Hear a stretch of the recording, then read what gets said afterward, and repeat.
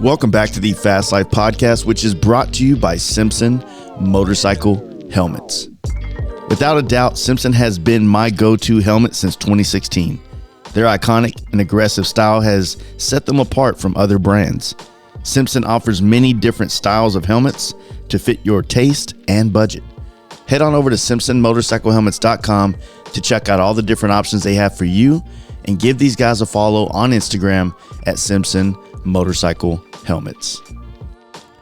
On today's episode, we have Mark, aka Rusty Butcher.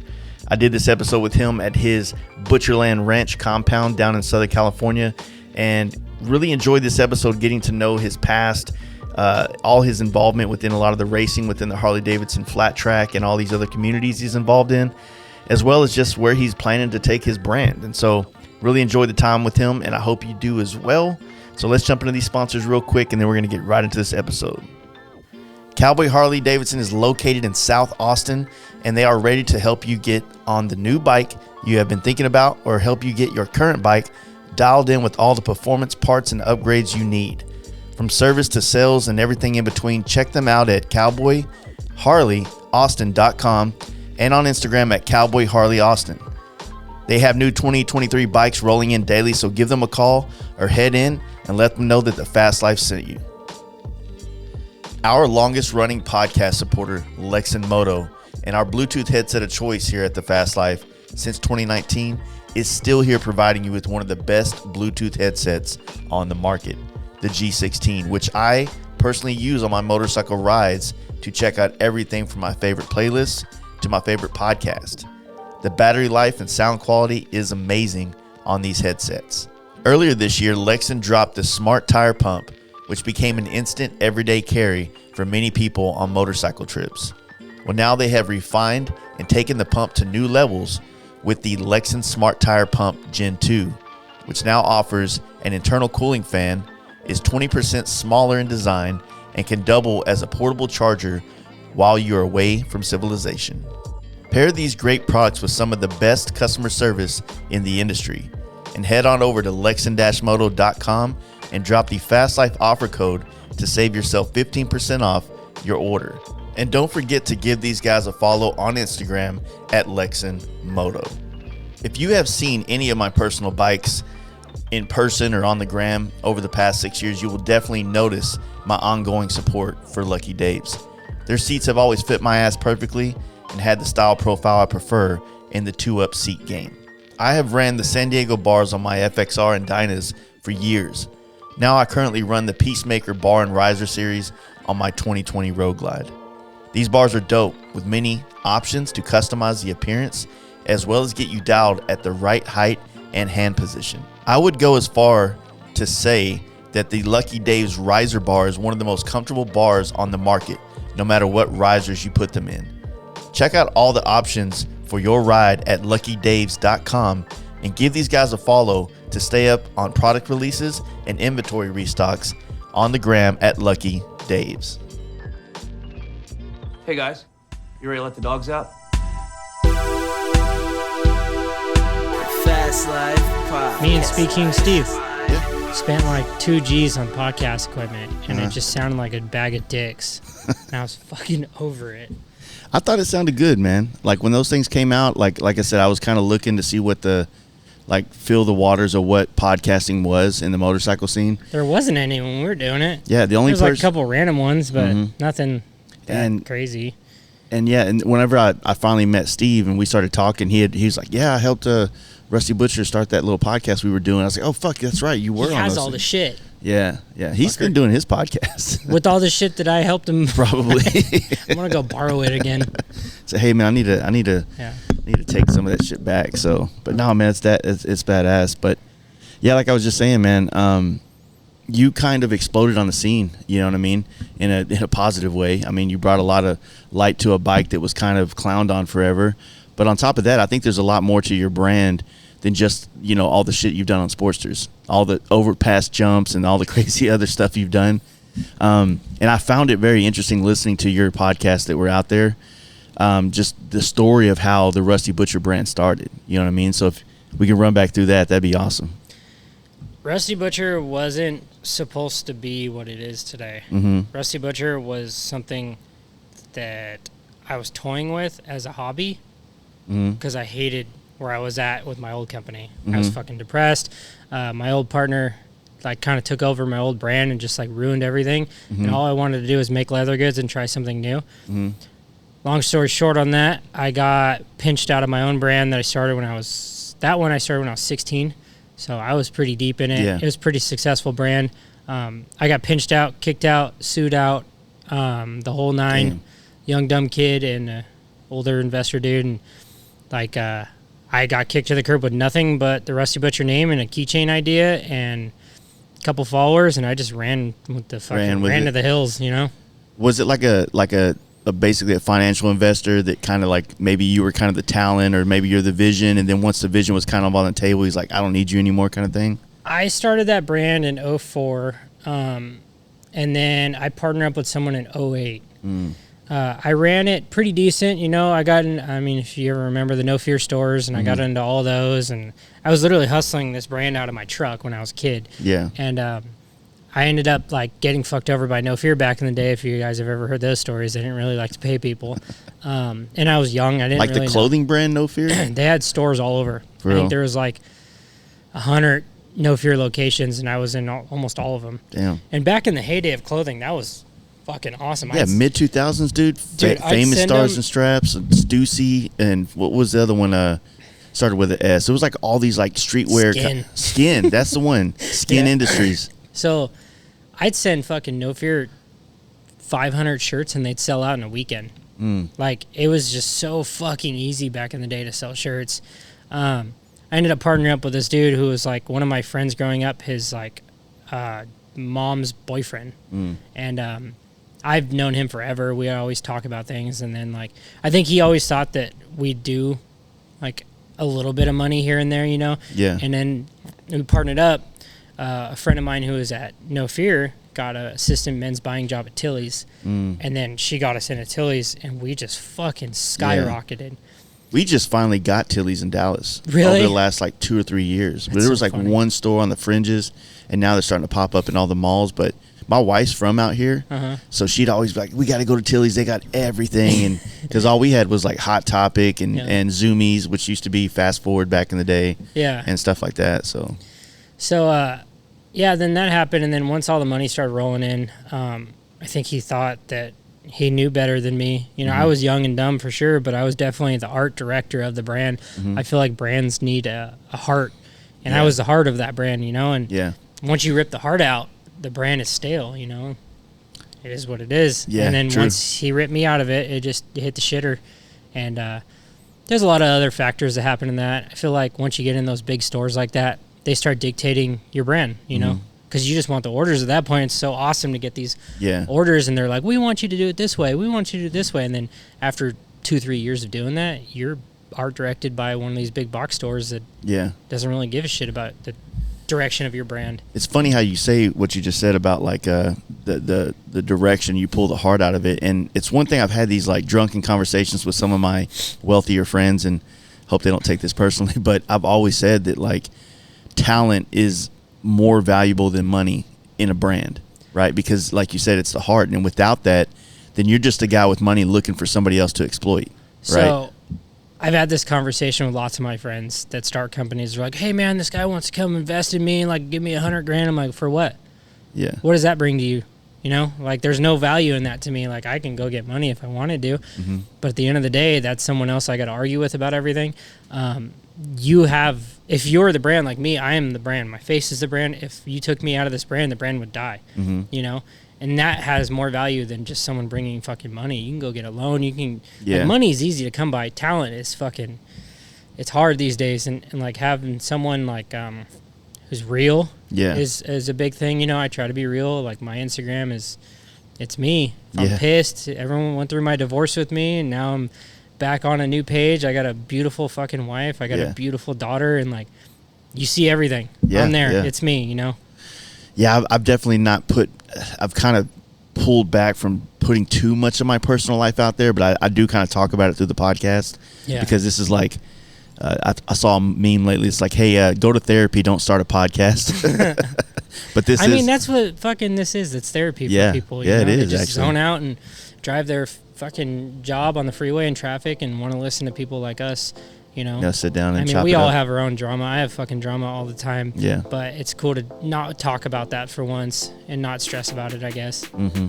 I have had the pleasure of running Arlen Ness motorcycle products on my Road Glide and now Lowrider ST. From wheels to handlebars and everything in between, Ness has the parts to not only make your motorcycle look badass, but also perform better. A great place to start on your custom journey is with one of the 12 different custom air cleaners Ness provides, giving you options to fit your budget and taste. There is no shortage of killer products for you to enhance your motorcycle riding experience. Head on over to arlenness.com to see the vast parts catalog and drop FastLife10 in all caps to save yourself 10% off the entire website. And don't forget to give these guys a follow on the gram at Arlen Ness Motorcycles. Now let's get back to the show. I mean, if you think about everything that is about talent, investing and creating money, you look at movies, you look at music. I mean, there's money behind all that stuff, but without the talent, they have nothing to exploit. They have nothing to make money back on. Yep. Right? So it's always going to be one of those deals where, you know, finding a good partnership is I'm not against having partners in the world, but man, I'm so afraid. Yeah, it is a scary thing because like you don't. Every partnership I've ever had has just been bad. For real. And I have a lot of friends who have partnerships, and they would all talk to me about things, and it's a relationship. Partnership is a full-on relationship.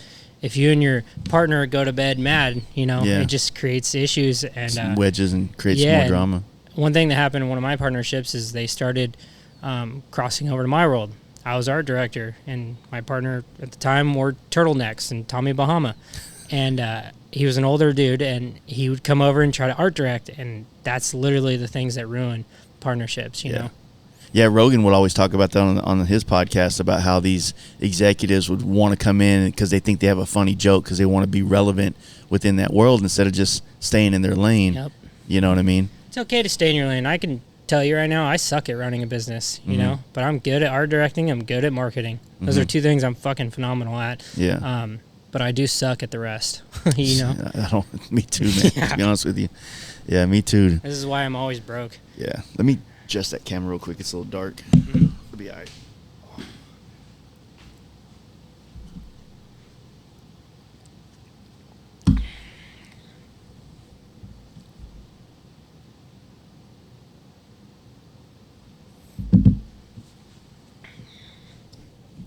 It's a good thing about editing. Just right? Fix it up later. But yeah.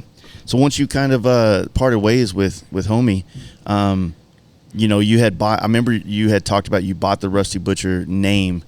Was it just a name, or did you already kind of have something that you wanted to kind of attach to it, like the leather working and all the apparel and stuff? Or so I got the name, an Instagram with like 200 followers or something, and a keychain idea. That was it.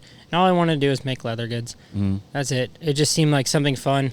I've been kind of on mass production art directing for years, and like, dude, we were doing like, I don't even know, 70 designs. Like, I was like insane amount of art, and to be creative, it's not as creative when you put it on that big of a level, you know? So I was just like mentally burnt out. So I was just trying to find something new to play around with. Started making wallets, started just tinkering, and then I ended up wanting to walk out of the brand. And I gave him a letter from a lawyer. I had someone that was kind of I was gonna do marketing for them. They were kind of financially helping me with exiting that brand. The day I gave him a letter, just basically saying like, hey, I don't want to be a part of this anymore. My percentage is worth X amount. I asked for half of what it was worth, which was like next to nothing. And there was more factors in that. Like, I got screwed out of 18% of the brand. I had to corner it into giving away for free. I just really got fucked on the whole deal.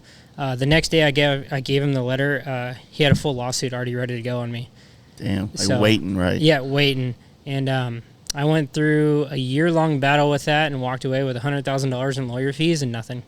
Damn. I ended up getting to a point where I couldn't afford it anymore. So what was he trying to get out of you? Like money out of you, or just out of the brand for free, you know? Oh, okay. So, but yeah, it sucks, dude. Yeah, it is what it is, you know. Something similar happened to me. You know what I mean? Yeah, I had a motorcycle shop. It was on the side of the highway in Dallas, and full drags, parts, everything on the wall, full service mechanics and customizing, and a full paint shop. And I brought these partners in, and they were like, "Oh, we can invest $1 million into this. It's gonna go crazy." And one of the guys was a friend that was a mechanic that I kind of leaned on and stuff. 6 months into the ground, and I ended up something that I started building in like 2008, 2012. Walked away with nothing. Fucking, you know, my entire brand, all my customer base was still wrapped up in there, so I couldn't get that out. They lawyered up, so if I tried to take any percentage out, like, got straight fucked. But the most blessing thing that ever happened to me. I always tell everyone, life's going to always hit you with reset buttons. Yeah. I've hit the reset button so many fucking times, and it's okay. It's always gotten me into a better spot in life. Yeah, for sure. If I look back now, I have no partners now. I literally do whatever the fuck I want. Just with everything in life. My old relationship got me to the one I'm at now. My old partnership got me to where I'm at now. Yeah, know? exactly. So you kind of got to take them on the chin sometimes and then just fucking keep moving. Yeah, I 100% co-sign on that, man. It's exactly how it is. It never feels like it's that in the moment when it feels like your fucking world's crumbling down around you. But man, just having the perspective to know that this wasn't good, and this is just part of the process of getting away from a shitty situation. Yeah, I don't ever regret giving him that letter and saying I don't want to do this anymore, because I was just so fucking unhappy. I was depressed. I just didn't want to be anywhere near where I was, you know. Mm-hmm. So I'm happy I did it. Cost me a lot, but my learning lessons like to cost me a shit ton. I've learned. Well, so like you were telling me before we started doing this pod, you walked away with literally selling all your motorcycles, all this other stuff. You literally had a Sportster left, and then you literally took that bike and blew it up in a way that hadn't been done in the motorcycle industry before, in my opinion. Yeah, so at that time I had a shit ton of money, and I mean at the time I did, for how old I was. I had a lot of money in bills, so I had to sell off. I used to collect old Harleys. I had some panheads and stuff like that, and I had to yard sell everything just to stay afloat. I ended up keeping one Sportster. If I remember, it was I paid $1,500 for it. It was an 03 anniversary that some kid crashed. So I had a bent front end, and I just fixed it or whatever. And I got bored, so I made it into a dirt tractor and just started farting around with it because I sold my dirt bike, couldn't jump that anymore. Yeah. And I grew up racing motocross, so I like jumping and shit like that. And then I just jumped this fucking, I don't even know, it was like 12 foot. I have the video of it still. It was like a 12-foot jump. And I remember when I landed, my headlight like blew off the fucking bike. And I posted online, and everyone went fucking ape shit. Yeah. So then me, marketing, fucking mind just starts turning. And then I'm like, fuck, every time I post this on Rusty Butcher, like there's like 100 comments. I'm like, cool. Jump the next thing. There's like fucking another 100 comments. And then like Builtwell hit me up. That was like a friend. I was friends with one of the dudes at Builtwell, and he's like, hey man, we'll sponsor you. And I'm like, what? Like I literally raced motocross my entire life, and I might have gotten a pair of gloves for free. Yeah. And they're like, whatever you need, dude, we'll get you. I'm like, okay. And then like Lowbrow hit me up, same thing. And then they're like, hey, if you have anything for us to post, send it over. I'm like, you guys will post my shit, and you guys got 150,000 followers. And back in, I don't even know what year that was. 15, 16. 14, 15, or 15 probably. That was like huge, you know? Yeah. Someone with 100,000 followers posting me, I'd get 2,000 followers, you know? Yeah, for sure. So then, like, it got to a point where I grabbed onto this hashtag. I mean, I might be the first person to ever post on Tracker Tuesday. Okay. I think if I fucking scroll back enough, I think I've looked at that, so I think we might have like kind of ingrained the Tracker Tuesday thing. I said, if I give you content every fucking Tuesday, you guys will post me. And they're like, yeah. So, like, man, for 8 months straight, I just completely wrecked my entire body, like filming videos and just flooding the internet with content. Yeah. And that was like built the whole basis of the brand. And then with all that attention you were getting, you were able to kind of turn that into like the hats, the t-shirts, the keychains, the wallets. It that just was kind of my where I came from, you know, is clothing. Yeah. So if I had a reason for people to go to the website, you know, that was it. Yeah. And man, I had Harley Davidson, Speed Merchant, Biltwell, Lowbrow, like just everyone posting about it every week. And it was just like, what's Mark going to do on Tuesday? You know, and I just got to a point where I couldn't keep up with how gnarly I was getting. Yeah. And, you know, the fucking freeway jump was probably the top thing I've ever did. How did that come about? Was that something you kind of you saw it? Everyone sees that when you're a motorcycle rider. Okay, yeah. Everyone's always wanted to jump a fucking on-ramp. Yeah. I just never thought I was going to be on a Harley. There's a longer story to that, but yeah, I just decided to do it one day, and it's even funnier because like the night before I did it, I went to go make a lip, and it was like 11 o'clock at night on the side of the freeway, and fucking like 10 cop cars pulled up on me. For real? Yeah, and they're just like, what the fuck are you doing? And I was like, dude, I'm going to be completely honest with you. And he's like, you fucking better be, because we got reports of you burying a dead body on the side of the freeway. And I'm like, what? I'm like, I was going to jump this on a Harley. And the guy's like, what the fuck? And like literally it was like one of the officers goes up and starts whispering in the dude's ear. And he goes, apparently this guy fucking follows you on Instagram, and he says that might be true. He's like, but you're not fucking doing it tonight. And I'm like, okay. And then they just split. It was the fucking weirdest thing I've ever encountered with That's wild. cops. It was, yeah, it was really weird. Next day, fucking sent it. Did it 3 times. That was the scariest fucking thing I've ever done in my life. What's it like jumping such a heavy motorcycle compared to a dirt bike, you know? So the one thing that people always get themselves into trouble with jumping Harleys is you go way faster than you ever imagine. A Harley is like a giant bowling ball, and it just has weight to carry you, you know? So, like, I did a TV commercial for Harley. I jumped like a finish line at Glen Helen that was like 80 feet, you know? And I did that, like, idling in first gear almost, like, just cruising, you know? I've never jumped anything in second gear, and I've gone 80-ish feet in first gear on a Harley. Well, it's like, remember that cat that did the homemade ramp and then overshot the ramp? That makes sense to what you're saying totally. right now. And I've talked to him, too. I'm like, dude, you go way fucking slower than you could ever imagine on a Harley, you know? I've done some pretty sketchy shit on a Harley, so... Man, that's wild. I remember when that happened. It literally, that shit was viral as hell, man. It went everywhere. Yeah. Surprised I didn't see like Buffalo Wild Wings. I might have actually, like when they do those like Chive TV things and stuff, like they'd always like find clips off YouTube and just the wildest shit. You'd be just sitting there in a random town in America. You know what's the weirdest part about that whole jump too? Is that kid, me and him started talking, you know, and like the internet, especially the Harley world. Yeah. They try to like pitch people against each other. Yeah. And everyone's like, oh, this guy fucking jumped a Harley. It's like thinking like I was going to be offended by it or something. I'm like, oh, that's fucking cool. I'm glad he's sending it, you know? And the Harley industry is fucking interesting. I wouldn't really, I mean, yes, it is the Harley industry, but it's also kind of like it's the people that kind of like drama is entertainment to them. Yeah. You know what I mean? So if they can kind of like, you know, poke the bear and poke the cat and poke the bird and see if they go at it. Yeah. Like it's one of those things that like it just becomes entertainment to them. Yeah, you know? I don't want to have drama with anyone. I don't give a shit. I want everyone to send a fucking Harley. It's fun. That's the whole point of me doing this is like to get other people into doing it, you know? Yeah, yeah. Just don't hurt yourself because it sucks crashing them like that. Oh fuck! I can't even imagine. And you're running like you're jacking these things up. How much travel in these rear shocks and stuff are you having to kind of? It's the travel doesn't matter if the bike weighs fucking 500 pounds. It's still gonna bottom out. Yeah, it just sucks. I have the best suspension I've ever had ever. Race Tech and I have fine-tuned this over the past couple of years of dicking with the Harley thing. But it's still nothing like. I always tell everyone, imagine like an XR 650, and you use brakes as suspension. That's kind of how it is, you know? Yeah. But, so I'm at best case scenario right now.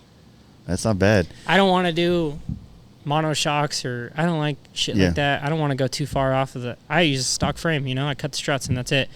I like everything to be bolt-on. Like my bikes look crazy, but everything's bolt-on. Yeah. So I don't really I don't want a fucking mono shock Sportster. Yeah. You know? I'd rather just get a new bike at that point. Like I could fuck around with a Pan America at that point. For sure. So with your kind of branding, like how you kind of like you have like 2 different looks that I feel like I see. I see the black and yellow and the black and white, right? And it's always gave me Beetlejuice vibes. You know what I'm saying? Really big into Halloween. I can tell. I saw the yard out front. So. My daughter's name is Hollow. Oh, for real? That's dope. That's cute, man. Yeah. How did you kind of like curate this kind of concept for how you wanted to present it to the world? Like, because you have a very uniform branding throughout all your vehicles. It's kind of synonymous to you, especially with the built well helmet and things like that, you know? So the yellow came about, again, I pride myself on marketing. I started digging into colors, and colors make people feel certain ways. And then I looked up like colors that the human eye is attracted to. Black or yellow with a black overlay on top is the most attractive color to the human eye. For real? Yeah. So like if you see a bunch of colors on a board, your eyes like direct towards the yellow and black. Body glove and shit like that. Back in the day, I'd always see the logos everywhere and be like, damn, that stood out. So that's where the black and yellow came from. I used to hate yellow. I thought yellow was a terrible color. Now it's like so ingrained in me. I just love it. So, but that's where the black and yellow came from. Is like me coming from. I just wanted to stand out even more, even though I was already pretty fucking. You know, I wanted to be in everyone's fucking face. Like you see Rusty Butcher when we come up. And I show up, all matching bikes, all matching trailers, super dialed like a supercross team. Like that was always my like. I wanted to show that presence, you know, and. That was an expensive fucking thing to figure out back in the day on my own, you know, but we did it. And then I got approached by Builtwell to do the signature helmet. I designed that helmet myself. Me and my friend Jonathan sat in my office for like, I don't know, 8 hours straight. I've designed my whole medium adult life, you know. I've never designed anything that was 3D. Like it had to be cool from every angle. And that was probably, I know it's a very simple fucking helmet, but that was probably the hardest thing I've ever tried to design. And the basis started off was like, I'm really twitchy. So like I touch my helmet a lot, and I probably have fucking Tourette's, and I never even got checked. But I'd always touch my helmet, and I'd have fingerprints all over it. So I started off with that, with the white bottom. So I was like, all right, cool, we got the fingerprint thing, you know. Handled. Yeah, it's handled. And then I was like, fuck, all right, I broke it in two. So it's black and white. And then from the side, I needed it to look cool, so I fucked with bolts everywhere and everything, and we finally ended up on that bolt. And then I just fucked around with the rest of the helmet, and, you know. Did the helmet come first and then the bikes and the other stuff? Yeah. Okay. Well, the bolt did. The bolt started with the helmet. So I did the helmet. Helmet fucking killed it. We did it for way long, you know.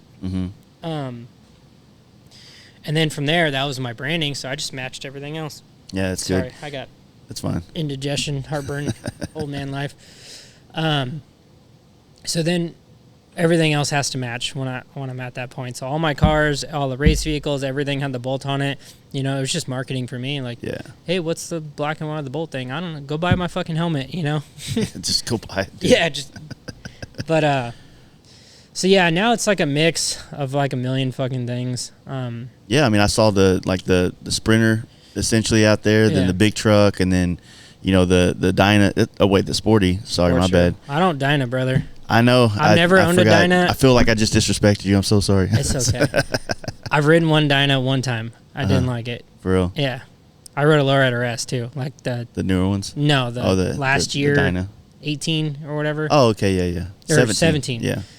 I didn't like it. Never been a fucking fan. What about you? Were CVOing for a while? Yeah. How was that? I love the CVO. I always try to pitch that to Harley, that like, which had already happened on its own, that I could help get guys in my generation into baggers. Because like when I was riding the CVO, it was like everyone had Dynas and fucking, you know. And now it's like the bagger's like the cool thing to have. I had that fucking bagger. That was the best bike I've ever owned. For real? Yeah. Cruise control, fucking room for snacks. I had fucking 6 speakers. I'd be going like 110 listening to fucking Steppenwolf on the way to Sturgis, you know, just having a blast. Yeah. I have this photo online. Some people have seen it. I'm in cruise control on my bagger in Wyoming or something, in the middle of fucking nowhere, sitting on the back, watching Eastbound and Down on my phone for like an hour. Like, just straight chilling. No hands on the fucking bars. Just, you know, it's just a great platform. I've always loved road glides. The Dyna and all that and FXR, great.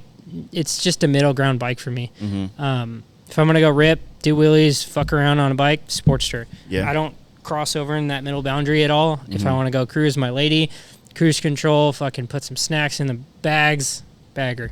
Yeah. You know, I don't really care for the middle platform. Yeah, yeah. I get that. You guys can fight over all that shit and replace your motor mount. You know, another thing too is like I always heard about the Dyna death wobble. Uh-huh. And a buddy of mine, we did a ride up to Big Bear or something one time. And like my buddy in front of me is literally just like full fucking jam and salmon mode and just like all over the fucking place. And I'm like stressed out thinking this dude's about to crash. And we finally pull over like 30 minutes later. I'm like, dude, did you fucking, like, are you good? Like, he's like, what do you mean? I'm like, you were all over the fucking place. He goes, oh, that's just the Dyna death wobble. And I'm like, what? I'm like, what the fuck does that even mean? Like, I had no fucking clue. Like, yeah, it could be gnarly, dude. Fuck that. Yeah. It's a weird one because I had a Dyna for a while and I never felt it, but then out of a couple of months, about a year riding it, all of a sudden it just decided to start hanging out with me. Isn't it just like the fucking motor mounts? Or yeah, but I mean, usually you can fix it. But yeah, well, it is a motor mount thing, but there's also like fairing issues too. So certain fairings will create a lift on the front end, and it gets a little bit lighter, and it just kind of helps start the thing. Yeah, I always fight shit like that. Like, Thundermax is and has been my go-to for my fuel-injected Harleys since 2015. The T-Max module is designed to provide your fuel-injected Harley with proprietary auto-tune technology, allowing you the ability to add future performance upgrades to your motorcycle without having to go to a dyno for tuning. These tuners are worth their weight in gold. Head on over to thunder-max.com to get yourself dialed in with the T-Max tuner and drop the Fast Life offer code, which will save you 10% on your purchase, and give my guys a follow on the gram at thundermaxefi. Now let's get back to the show. funny story. My old friends at Track or Die. Yeah. We rebuilt a crank on a Sportster, and I finished at 11 o'clock at night, or they finished. I was just handing them tools. I don't know how to fucking do a crank. 11 o'clock at night, and then left to Sturgis, and I rode to Sturgis with them on a Sportster that we rebuilt the crank with no fairing at 11 o'clock at night. And fuck, man, I learned that no fairing sucks. It does. That was like, I was like, fairings are dumb. That shit's ugly. And that's probably what started the XLRP, which is my FX, or my Sportster with an FXRP fairing on it. Or T, whatever the fuck it is. Yeah, same. Yeah, dude, fairings, that's a game changer, man. You go anywhere. It's like you can rip around town. You can do bar hopping. I mean, you can even travel on it, but you're not going to get miles. You know, you might be able to do a 300-mile day without a fairing, but you're going to be beat the shit. Yeah, it took us 2.5 days to get there, and I was beat, dude. Yeah. You just have all that Bike wind. made it, though. Yeah, that's fucking good. I definitely didn't ride it fucking home. I always ride to Sturgis and like fucking hate motorcycles by the time I leave, so I just like cart shit home somehow. Yeah. So what about like let's get into all the flat track and the Hooligan stuff and like just some of the history of that, how it kind of all started to evolve with all the shit you guys were doing and stuff. So the whole Hooligan thing started back in the day. I was friends with the Suicide Machine Co. dudes and Sean over there. He's like, hey man, we're like we're gonna start riding these things at fucking on flat track, and I'm like, what the hell? What? Turning left on a fucking track seems so boring. Yeah. I came from motocross, you know. So he told me to build a bike. I built one. Show up to the track. First race was at OC Speedway. Whole shot, obviously, because I'm the whole shot master. Straight to the first corner, break my collarbone. Ooh, shit. So that was my first Hooligan race. Broken collarbone. Fucked myself up, went to the hospital. You just catch the helmet to the collarbone situation? Nah, I fucking full high-sided and just like ate shit. I have a video of that somewhere too. Yeah. After that, I was pretty much hooked. So like at that time, my collarbone healed, and me, them, Speed Merchant, this dude Wiggins, my other buddy Ed Subius, like just kind of like a small group of like all of their friends and my friends, and we just any track that would let us come ride, we'd show up. Yeah. And it was just like this fucking thing, like, oh, Ventura said they'll let us ride. Oh, Paris Speedway said they let us ride, and we just like it was just like this buzz was going around that like what year was this? 15. I think I just sent out an email blast with like a lot of info like this. I'm gonna try to document a bit of the history of how that whole shit evolved. Yeah. We just show up to tracks, and like a lot of people did not want us there because we had the wrong fucking bars, the wrong fucking tires. Like, literally everything about our bikes is wrong. And they would get pissed because we'd eat shit, and then we'd spill oil on the track, and then they'd have to stop and fix the oil spills. And I totally understood, but, like, I think they eventually got to the point where they just understood that we just wanted to share the sport that they loved, you know, and they started giving us a little bit of tips, like, hey, maybe you guys should run these bars. Maybe you guys should try to get these wheels, you know. And so was this on concrete or dirt at the time? Dirt. Okay. We didn't touch concrete for years. So, like, a lot of the dudes in the pits started to embrace us. I get it. We were a bunch of tattooed idiots, like face tattoos, like bringing beers to the pit, just trying to have a good time, you know. Yeah. And eventually, like, the flat track community kind of opened its arms to us. And it probably brought a lot more attention and people in the stands, right? That's where it started going crazy. So this is before we're even called Hooligan yet. This is just us showing up to the track and doing like a run with your brung class. Yeah. So then once, like, we started figuring that shit out, we got the right tires and all the shit, and then all these dudes are walking around with these metal slippers on their left shoe, and I'm like, what the fuck is this, you know? And then that all, we kind of started the gist of figuring it out, you know? Started getting a little bit better. We'd all make it through a race without crashing. Like, it'd be like 8 or 10 of us, and 7 of us would yard sell in one race, you know? Like, I think we were like the for sure the sideshow in the beginning. Yeah. Then this, if I remember, it's Ivy League Flat Track did this race at Del Mar. It was like a series. I think it was 3 or maybe 4 or 5 races or some shit for the year. I think Roland ended up sponsoring it as like a title sponsor. We showed up to their race thinking it was going to be Roan Chabrung, and our class was dubbed Hooligan. I don't know who did that. It could have been the Ivy League Flat Track dudes. It could have been whoever, but that was like our first Hooligan name experience was at the Del Mar race. So then that series happened, and then that's like where like the social media shit like really went crazy because we had all these brands. A name for it now. And even so, all these brands that were involved, everyone was talking about this new fucking Hooligan racing thing. And man, once I kind of figured it out, I won like 26 races in a row. Like I think I figured it out first once I got my hot shoe and the right tires and shit, and I won everything for that first season, which we all raced Run What You Rung and we raced Hooligan. There were still 2 classes. Yeah. And I don't know why, but we all raced 2 classes for some reason. And I came home with like the number 1 plate for both of those. And I just won almost everything. And then in the email I said, unfortunately for myself, everyone the next year figured out how to ride real fast. And I started getting my ass kicked all the time.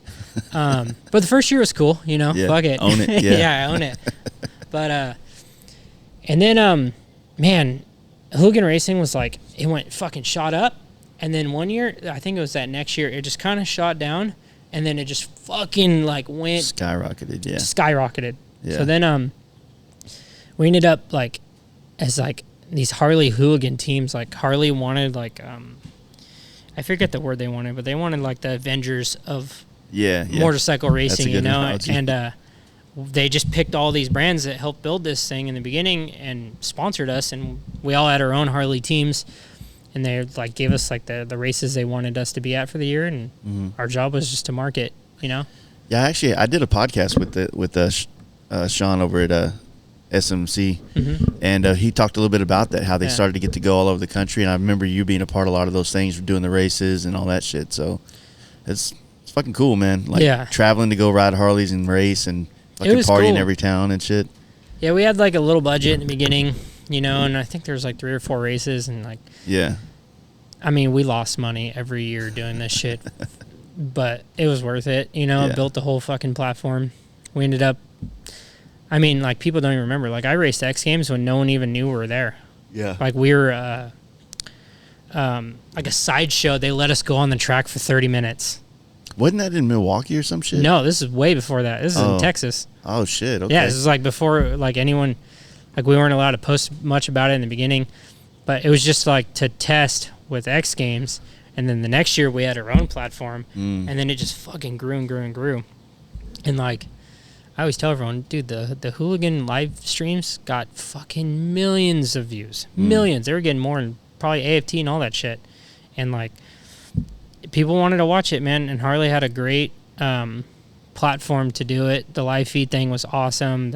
And I think people dug that we were just nobodies on this platform. That's what I always liked about Hooligan Racing is I'm nobody, and I want to race in front of like 4,000 people at Milwaukee in the Bucks Arena. Yeah. Like, I felt like I was someone, Yeah. Well, I think also the connection is, when certain sports or certain kind of racing, it gets so, it keeps the top of the line is just so much micro adjustments, and it kind of takes away I guess if you're really hardcore fan, it's still fun to watch, but if you're kind of a casual fan, it's like, man, like it's every sport right now. Yeah, BMX, motocross, like dudes are doing the super athletes, the fucking quadruple front flip, toe whip, bar spins. I'm like, I don't even like. I wanted to be a pro BMXer growing up. I tried my best, but I'm just I failed at everything. But so I'm like mediocre of like a lot of shit. Yeah. But like, dude, my best trick back in the day was like a backflip toe up, and I landed like one ever, and I couldn't even imagine trying to get into BMX right now. Yeah, like I'd be like dead last. Like every sport just progresses too fucking much to where it's just burnout. I had a buddy, Wanky, come by yesterday, and we're talking about freestyle motocross. You know what I want to see? Everyone show up on 125s, and no one's allowed to flip, and you do old school tricks. I would watch that in a fucking heartbeat. Yeah. Like a throwback FMX. No one gives a shit if you guys can flip anymore. That's fucking amazing. Yeah, but it's kind of, it's just beating a dead horse now. Fuck, there was a video that was going through the internet like yesterday, the day before, where this dude was just doing I guess they call it a whip or something like that, where it looked like the dude was backwards almost and then brought it back around, and I was That's one thing I always watch, man. I love watching whips. Dude, they're fucking gnarly looking, dude. Yeah. I don't know why that's so much more. I guess because the flip is just, it's flipped out now. Yeah. But seeing a real fucking gnarly whip like that. A whip on a motorcycle is like art. Yeah, I think it's like very artistic. And there's style to it. It's kind of like skateboarding. Every person has their style. Yeah, it's like skateboarding, man. You see someone, you can do a kickflip, but somehow this dude that does it just has a fucking style to it, man. Yep. It just looks so much better. You know what I mean? So I totally agree, man. Yeah, style is another thing, man. It that sells. I mean, that's what kind of it's an attracting thing to watch, and that's kind of what I was kind of alluding to with like your branding and seeing it on it's easy to see the black and yellow or the black and white bike ripping around the track. Yeah. And I think that's, if we dive into that a little bit, style is why. Okay, so Hooligan Racing, in my opinion, got ruined by all the pros. Mm-hmm. Too much money got thrown at too much shit that went in a wrong direction. The pros are awesome, but Hooligan Racing is called Hooligan. Yeah. You needed to have characters that have style and all these. And a lot of professional racers look like professional racers. Yeah. Unfortunately to them, I'm not talking shit, but like a lot of us dumbasses have style, you know, that people gravitate towards. So I think it's like pro wrestling, man. See, I never got into that. I didn't either, but I'm just thinking like this dude's he's a character, he's got flavor, and it's like I just like this guy. Yeah. That's my guy. And that's like a lot of the reasons why I think Hooligan went directions it went, is like the money got brought into Hooligan Racing, all the major sponsors, like literally fucking every motor company had like Hooligan racers, which is fucking insane. It got brought before the pros, and then all of a sudden this huge platform of just idiots, like this sideshow circus was around, and then people started jumping into it that it just became like, dude, fucking I raced Joe Kopp. He's like, I don't even know how many time Grand National. He's like the fucking man when it comes to flat track, and it's like, that's not very fucking Hooligan, Yeah. I'm fat and overweight, and we're just a bunch of dumb idiots, and then we started racing Grand National champions. Yeah. It just got to a point where it was like, fucking really, that's my opinion why I got ruined. And like, no one gives a shit if anyone comes out of retirement. I mean, some people do. People in our industry would rather watch fucking dumbasses like myself, I guess, race, Well, I feel like, you were talking about that earlier, and with you know, the like people connecting. It's like when how do I word this? You start compared to the Bagger Racing League right now or the Moto America. It's like you have these guys that are just. It's like when I think of Moto America, I think of 3 people right now. I think of Tyler O'Hare, who's been racing Indian, and the Wyman brothers. Everybody else is kind of like, who the fuck is in there? Yeah. And so it just like, and then every race, it's like these 3 dudes racing against each other, and you don't even know what the fuck's going on behind it. You know what I mean? It's just there's not enough characters. I had my opinions about the Bagger thing in the beginning. I shared them with some people, and they just assured me that, no, it's going to be, which is cool. It's fucking amazing. I'm actually getting into it. I think it's awesome. I think it could have been as bigger than Hooligan Racing if they would have positioned it differently, you know, and it be about guys in our industry and not about road racers going the slowest they've ever gone on a motorcycle, which they're hauling fucking ass still. Yeah. But like those dudes are used to fucking smashing on bikes, you know? Yeah. I think the Bagger thing could be the next Hooligan Racing, and that's why I want to get on board. And I'm racing the BRL thing because they have a class that fits me, you know? Yeah. I don't know what the fuck I'm doing yet, but I'm good at marketing. I know there's a lot of publicity and a lot of talk and buzz about this whole thing in our industry, and it'd be kind of dumb if I didn't get involved. Yeah. There's not really any more flat track races, you know. There's only a handful of off-road races that I do right now. So fuck it, we're gonna learn it. We're gonna figure it the fuck out. So you got a Bagger yet? Yeah. Nice. What's your platform starting at? A Road Glide. Road Glide? This is the most expensive thing I've ever tried to fucking do. It's so if you guys want to sponsor me, hit my DMs because this sucks already. Yeah, well, like I said, I think I might have a company. You got dialed with suspension though already, huh? Yep. Oh, so I'm you're with good Race on Tech. that. Nice. Yeah, Race Tech treats me well, and you know they're the best of the best. Yeah, it's they can take anyone's suspension and make it better. Exactly. Seems like. Well, it'd be nice to see more characters in that because I have some close friends that race in it, and so for me, I have a connection and want to watch to see how well they do. Yep. But yeah, you get more of these characters in there, and their followings come into it. I mean, when you know with the Rusty Butcher kind of culture behind what you've created with your brand, and you start racing Bagger Racing League, I mean, people are gonna watch it just to kind of see, you know, maybe see the little bit. Is he gonna crash and burn, or is he gonna fucking do it? I either win or crash trying. Yeah. So I'm not good. I'm always in the lead and crash. Back in the fucking day. But I always do wheelies and put on a show, and like I try to tell people the whole story. I tell these kids getting in shit. Not everyone gets to do what we do, you know. So explain from you leaving the house, or not even before that, the week before prepping before the race. Explain getting there. Explain everything, and give people a window of what this could be for them if they got into it. You know. Yeah. Yeah. My goal. I mean, obviously, I want to win, but my goal is to give people a window into maybe joining what I'm passionate about. And that's what Hooligan Racing was, is like, I fucking was doing tutorials on how to build the bikes. I was like every fucking thing I could to help people build these bikes and get out there. Because obviously the more bikes out there, the better for me, the more sponsorship, the more fucking races we get, the more like everything, you know? If we build all of it together, it's better, you know?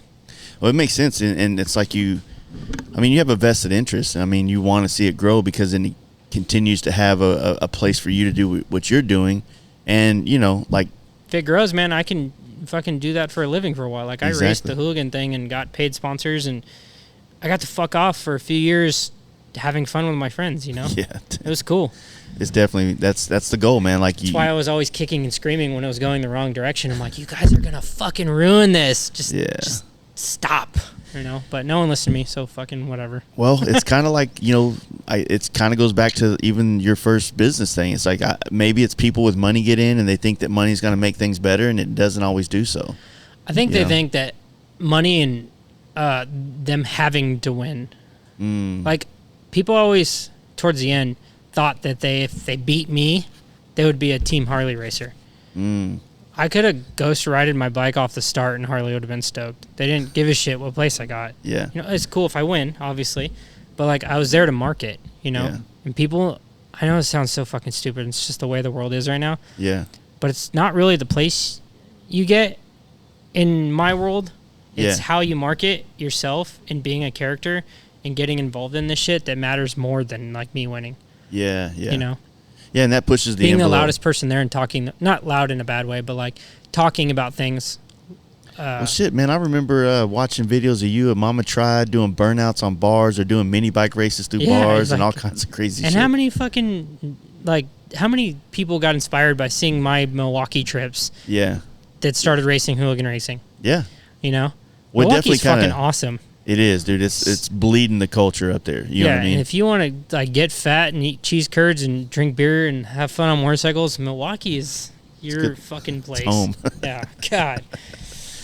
Yeah, dude, I loved it. I've had a handful of trips up there. I got to go to Mama Tried in the when they did the reboot in the winter. They did it in like December. Yeah. Flat track was awesome. Dude, that was when they had the fucking porta potty out there racing. First time I went out to Mama Tried was years ago. Man, that was a fucking crazy trip. Like, we raced. I ended up second. The dude who won was ex-KTM Red Bull. Yeah. Cool. But, you know, I ended up racing on ice on, like, a 1960 pan shovel. Ate fucking shit, like, 2 hours before my flight. Ripped my pants. Like, it was just the craziest fucking trip. Yeah. You know? Yeah, dude. That's wild up there, man. That's the shit that makes motorcycling fun, though. That you have, you know, you get to go to these other areas and experience it in a different way than you know, like you're not going to do any ice racing in California anyway. No, dude. So every time I've done ice racing, like I think it was like 2 years later, we got word that we were going to try to go ice racing somewhere. Mm-hmm. Not racing, but it's just like ice fucking off. Yeah, and I still have the tires. They're right there. Nice. I studded those myself. It took me 50 million hours to screw all those stupid things in there. I brought a Sportster out there just for that. And, man, I have fucking photos for the rest of my life to post. Oh, that's badass. Like, I have wheelies and stand-up wheelies of me standing on the seat on a fucking frozen lake. Like, just, it was awesome. That's rad. Milwaukee's fucking cool. Yeah, man. Like I said, I've had a lot of fun going up there myself. I haven't got to witness the ice racing yet because the only time I went up there was in December and, things weren't frozen over yet. But I met Ron. He passed away recently, but Ron was pivotal in the racing and all that shit out there. And Ronster Ron, I think is what his name was. Really? Yeah. He did a lot of the promotions and stuff for that stuff. And, yeah, man, it's a good time up there. So, you're thinking about getting in this bagger racing league. Are you signing up this year? Is this going to be your first year to jump in? Or So, I think the first race is in, like, May. Pittsburgh. Yeah, so I have to finish. My goal is to finish it by the end of this month. Okay. My bike's half done. Got to put the top end on, wire it, tune it, just like all the extensive shit. And I need track time. I don't have any fucking. I've ridden a bagger once with a 21 on the front, and it was fucking fun. But you got to get it out there.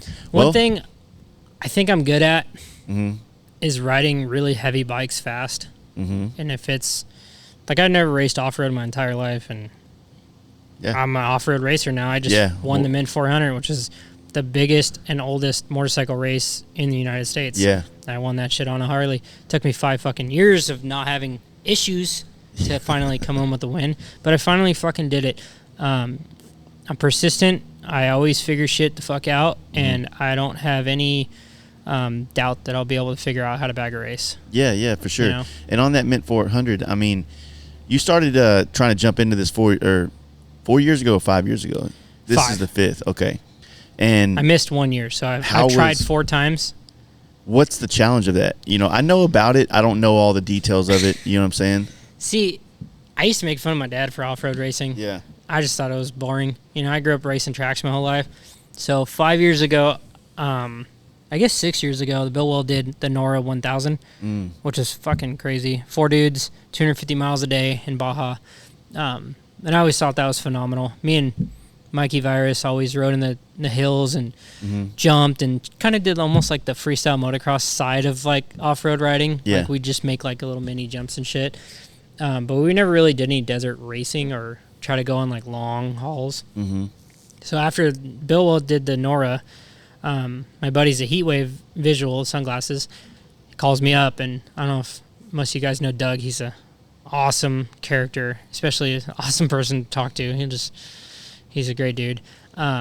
he goes, hey, man, you want to race the Mint 400? I'm like, what the fuck's the Mint 400? You know, and I had no fucking clue. He's like, we're going to build a bike and show up. This is the first year they brought motorcycles back to the Mint. Oh, okay. 2019, I think. I forget. So he tells me to build a bike. I'm like, fuck it, I'll do it. So I build a bike, show up to this fucking thing. I've never raced off-road in my entire life.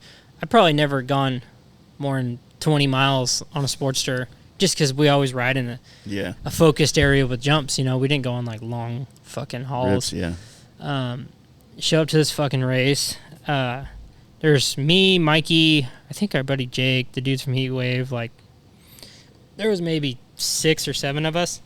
And I can't remember. I told Harley we were there. I don't remember if they attached on yet. But holy fuck, man. First mile, like, we didn't know I didn't know what to fucking expect. So I had like saddlebags filled with tools and like fucking tubes, like just snacks. I thought I was gonna fucking rebuild my whole entire bike. Apparently, first mile in, my fucking whole fender rips off from the weight of that fucking tool bag and rips all the wiring off. So I had like electrical issues right off the bat. I think that first one was like a 90-mile loop, and we did 2 laps on the Sportster, so it was probably like 180 miles. And fuck, man, I crawled that thing like around 1 lap. It was fucking the most exhausting thing I've ever done in my entire life. It was fucking miserable. That's what I tell everyone. The Mint is fucking miserable. Yeah. You know, but it's a badge of honor. It's mentally exhausting, physically draining, like everything. You just want to pull over every fucking 4 seconds after your back's smoked. Harley, you don't blitz whoops like a dirt bike. You have to roll every fucking one.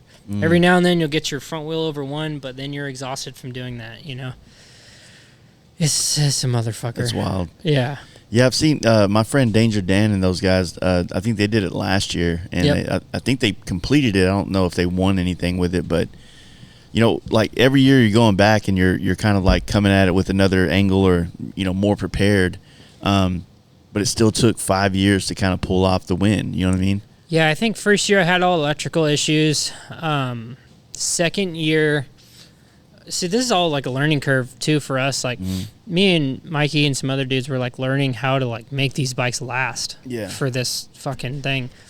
Next year I had 1200 Sportster, 1250 heads, SNS race heads, like full race motor shit. My fucking motor blew up at like 360 degrees or something fucking crazy. Like it was just overheated like a motherfucker. So second year I completely toasted the fucking engine. Yeah.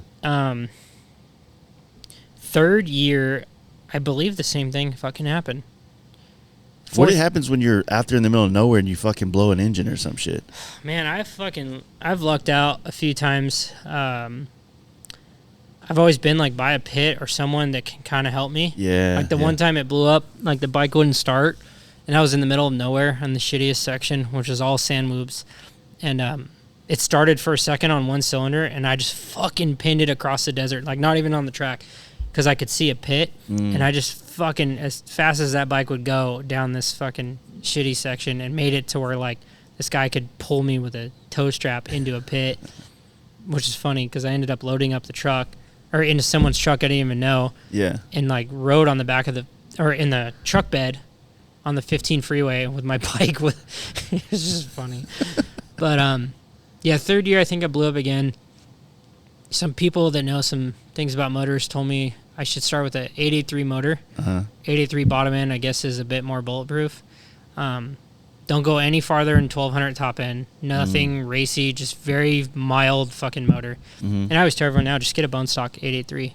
Like low miles, like that's your best bet. Yeah. I didn't race it 2018 or 2020, 21, 2020 maybe. I don't know. I didn't. Yeah.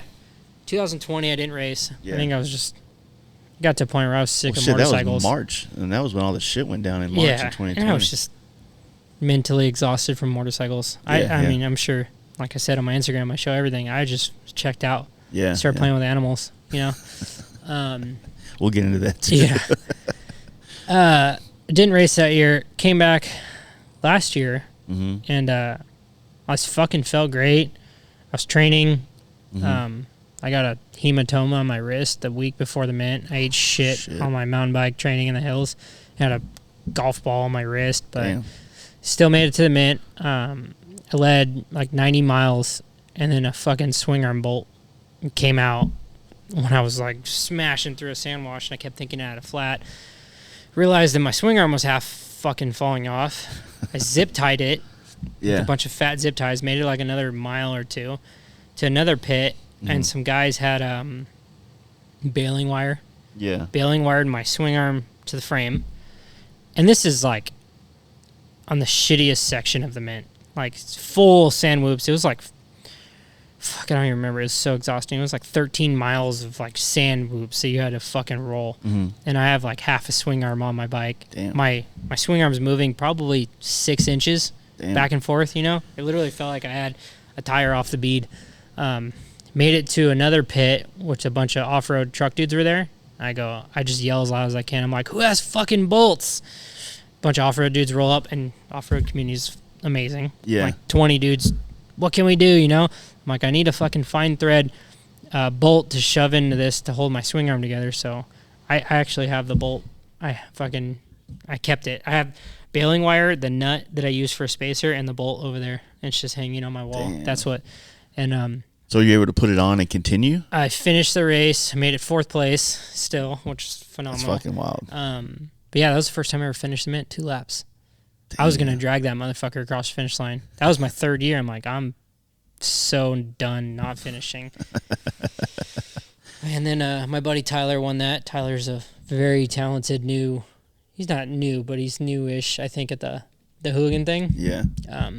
Very talented fucking rider, Tyler Valentech. I think that's how you say his last name. Yeah. But he won last year and built well. He won both. Well deserved.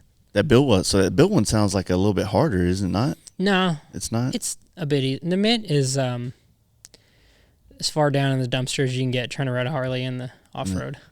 Damn. The Biltwell 100 is cool. It's a little bit more high pace. Not as much sand, which is the thing that's the worst for sportsers. So you're talking about like soft sand, like almost beach-like, you know? But like on fucking 3 or 4 foot whoops. So you're just like all over the place trying to fucking get through. It's like hill climbs up it and down it. Yeah, it's just a clusterfuck. With over 20 years in business, Custom Dynamics has built the largest product selection in the motorcycle lighting game. Superior lighting products supported by top quality customer service, all backed by lifetime warranties. I'm currently running Custom Dynamics all around on my Lowrider ST. Head on over to CustomDynamics.com where they have solutions for both early and late model motorcycles, and give them a follow on the gram at Custom Dynamics. So you were talking about like you kind of got burnt out with the motorcycle thing. I mean, that has to happen because you've been going so hard for years. So long. What was that burnout like? What do you think were some of the causes of making you want to kind of take a step back for a while, and how did you kind of cope with it? Because that's something I think a lot of our industry goes through, you know, especially with the inundation of how much motorcycling we consume every day. If you're involved in the industry, I mean, yeah, I think there's a lot of factors. Losing so much money every year hurt after a while. You know, I mean, we make money, but like, I fund a lot of this shit myself. Like people don't understand, like, just because I have 170,000 followers on Instagram doesn't mean I have that much in the bank at all whatsoever. Like even this, I realized recently that I might have bit off more than I can chew with the Bagger Racing program. Yeah. I have 0 paying sponsors, and it's fucking expensive, dude. Yeah. You know, and I have half a bike done. So I'm going to get it done though. I always get shit fucking handled. Figured out, yeah. But generally, I just got so fucking fed up with, like, obviously the 2 blow-ups, the motorcycles at the mint. Like, I was just so fucking sick of, like, dumping so much money in shit and just, like, doing this whole fucking Vegas trip and then the bike blowing up. And it's just, like, it was exhausting after 2 years of that. And then all the flat track racing, I was just, like, mentally spent on fucking riding motorcycles. And just like I tried to do with my last brand, I wanted to learn how to make leather to make things fun again. I wanted an out to just be happy again, you know? Like, I know this might sound weird to a lot of people watching, but having fun for a living gets exhausting after a while. Yeah. You know, everything turns into a job. Yeah, exactly. Yeah. I was filming a YouTube series for like 5 fucking years straight. Like I was just like on the gas 24/7. Trying to be entertaining all the time is so fucking exhausting. Yeah. So, I moved to Temecula. Where were you at originally? Eastville. Okay. Yeah, just a fucking cookie cutter town. Super boring and just a bunch of homes stacked up on each other. I moved to Temecula. I had 2 acres of land. And I was just like, rented this fucking house. And I was just like, fuck, man, I have land. I've never had land in my life. First day I fucking have land, I by myself and decided I want to have a bonfire and almost set myself on fire. Just being an idiot. But then I like realized, I'm like, fuck, man, I can buy a cow. I can buy a goat. I can, like, this is so weird. I've never had the option to like buy fucking farm animals, and I love animals. Yeah. I Googled like mini cows or something, and this photo of this cow came up, and it was all black and white, and he was the cutest fucking thing ever. And like, weird enough, I ended up somehow finding this lady who sells them in Milwaukee or in Wisconsin. And the photo I fell in love with was actually the cow that she had for sale. Yeah. So, I mean, sure, most people know, like, my cow's name is Bolt. My dad, I paid my dad to drive my race Sprinter to Wisconsin to pick up my cow by himself. Just I made ripping it home with a cow in the fucking. I made pallet, like, stall inside the Sprinter. Yeah. And my dad and my cow, like, camped with each other for, like, 3 days driving home. Do you think you talked to it? Oh, yeah. My dad loves Bolt. Like, they have, like, their own bond, you know? Yeah. But my fucking dad drove all the way home, dude, and fucking brought me my cow, and it just was, like, something that I needed, you know? It was just something to care for and something new, and, you know, it's just, I needed that fucking change at that time. Yeah. You know? At that time, I mean, some people know, like, I was a year deep in divorce, which I'm still fucking going through, and it's a lot of the reason why I'm mentally exhausted with things, you know, and I needed something new to like attach on to, and animals were it. I mean, you guys have seen, I fucking dove headfirst into that. Dude, what was it? What year was it when you brought the alpaca out there with the haircut, dude? That shit was. That was the funniest thing I think I've ever done in my life. Yeah, so, like, it stole the show. Alpacas have, yeah, I'll get into that. Alpacas have to be like shorn or they have to get sheared, or I don't know. Kind of like sheep. Yeah. Yeah. I dropped out of high school. I don't know the correct words for things. You got to get I have to give them a haircut every year. And the guy who gave him haircuts, he like cuts the hair for all like the fancy alpacas. There's like some high dollar shit, you know? And the guy's like, what do you want to do? And I'm like, man, give one a mohawk and give one a mullet.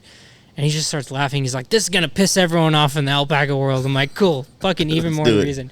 So, like, I took my, she was my girlfriend at the time, but I took my wife out to dinner.